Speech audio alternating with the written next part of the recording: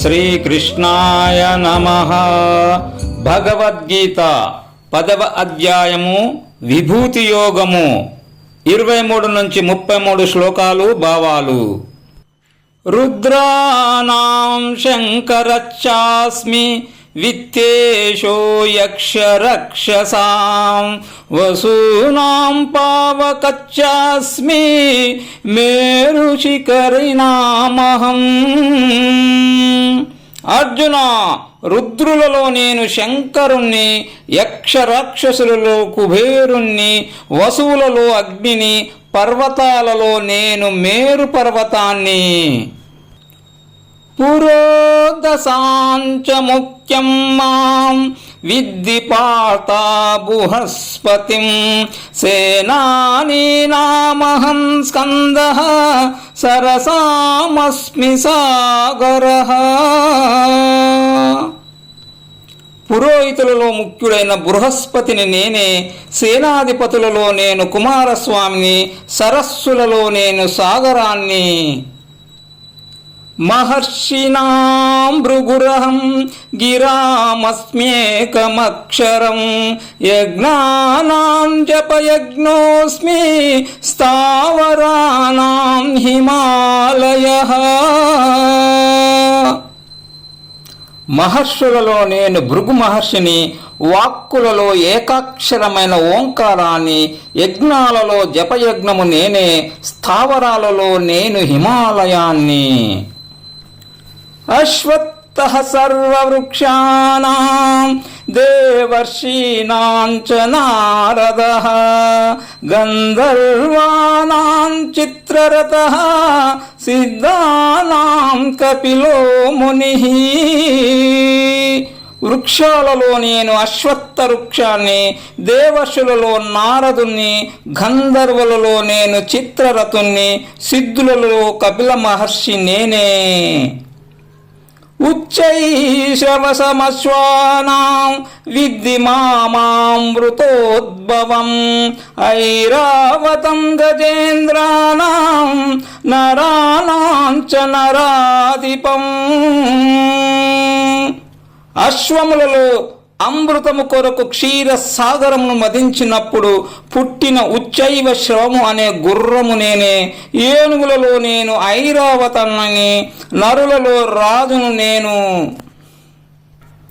ఆయుధానామహం వజ్రం ధేనూనామస్మి కామధుక్ ప్రజనచ్చాస్మి కందర్పః సర్పానామస్మి వాసుకిః.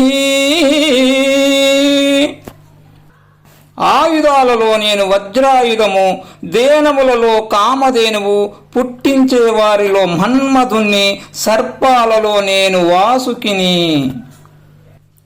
అనంతచ్చాస్మి నాగానాం వరుణో యాదసామహం పితॄనామర్యమా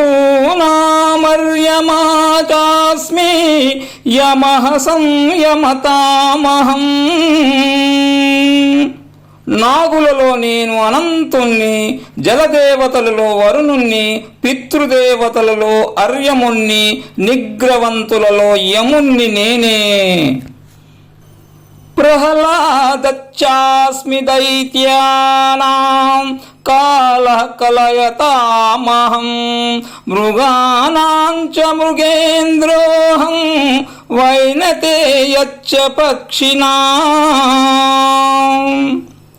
దైత్యులలో నేను ప్రహ్లాదుణ్ణి, లెక్కెట్టే వారిలో కాలము నేనే, మృగాలలో నేను సింహము, పక్షులలో గరుత్మంతుడు నేనే.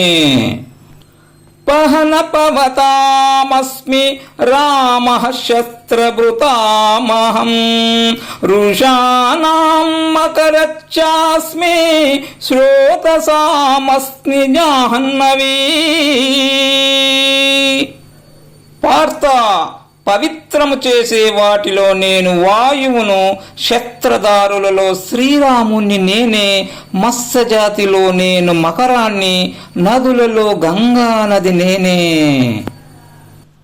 సర్గానామాదిరంతచ్చ మద్యం చైవాహమర్జున అధ్యాత్మ విద్యానాం వాదవ ప్రవదతామహం.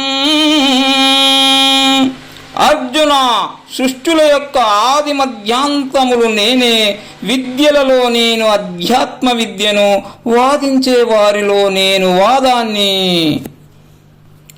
అక్షరానామకారోస్మి ద్వంద్వః సామాసికస్య చ అహమేవాక్షయః కాల దాతాహం విశ్వతో ముఖః.